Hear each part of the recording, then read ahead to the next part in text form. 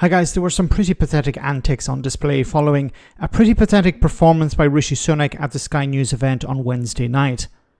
James Cleverly, the Home Secretary, instead of trying to defend the Prime Minister, went on the attack with the now debunked £2,000 fib about Labour's tax rise. Cleverly kept repeating the same line, but was ridiculed by Wes Streeting, the Shadow Health Secretary. Now, are the Conservatives at a point where they have just given up? They're just punching in the time until the 4th of July. What do you think?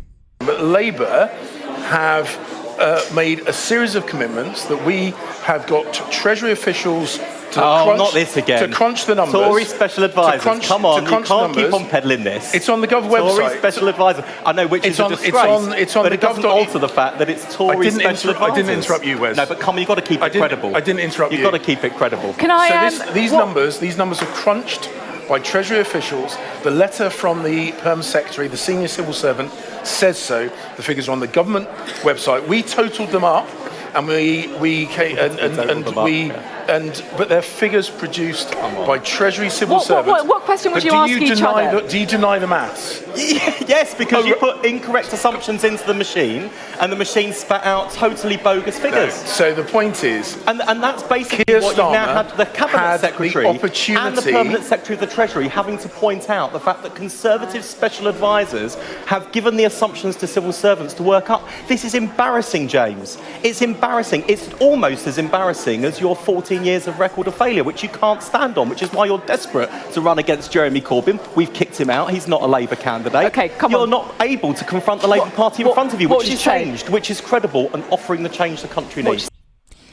You almost have to feel sorry for James Cleverly, because I don't think he's a bad guy. He's been given a talking point. You can notice here, he just kept repeating the talking point. When he was challenged, he stood back and allowed Wes Streeting to speak, and then criticized Wes Streeting for interrupting him. So I didn't interrupt you, because he doesn't actually have anything. He just has a talking point. It's been given to him by Number 10 or by Tory Party HQ. This is what you have to say. James Cleverly is not that stupid to believe the lie, to believe the fib. Nobody believes it. The Conservative Party don't believe it. Voters don't believe it. Journalists don't believe it. And of course the Labour Party don't believe it. Nobody believes it. But for some reason, that's all they have left. They have run out of ideas. Not they have run out. They ran out of ideas a long time ago. They tried immigration. They tried culture wars. Now they're trying this thing about tax. Now, it's fallen apart. They thought they could lie to the public. See, they can't run on their record either, because people have reality in front of them. See, they can talk about, well, the economy is turning a corner, but that's not having an impact, because people are looking around and saying, well, it's not impacting me. You're talking about GDP going through the roof, or going gangbusters. The economy is turning a corner. It's doing really well now. It's the best in the G7 or the G20 or whatever. But if ordinary people are looking around and saying, look, I'm still struggling. I know people using a food bank. People are having to rely more on benefits. People are struggling. They can't pay their bills. They can't pay their mortgages. They can't pay for food.